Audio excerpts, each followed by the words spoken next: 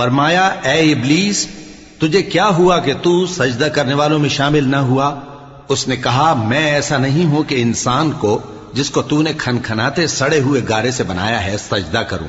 فرمایا یہاں سے نکل جا کہ اب تو مردود ہے اور تجھ پر قیامت کے دن تک لعنت برسے گی۔ اس نے کہا کہ پروردگار مجھے اس دن تک مہلت دے جب لوگ مرنے کے بعد زندہ کیے جائیں گے۔ فرمایا اچھا سو تجھے مہلت دی جاتی ہے وقت مقرر یعنی قیامت کے دن تک۔ اس نے کہا کہ پروردگار جیسا تو نے مجھے بھٹکا دیا ہے میں بھی زمین میں لوگوں کے لیے گناہوں کو آراستہ کر کے دکھاؤں گا اور سب کو بہکاؤں گا۔ ہاں ان میں جو تیرے خاص بندے ہیں ان پر میرا قابو چلنا مشکل ہے۔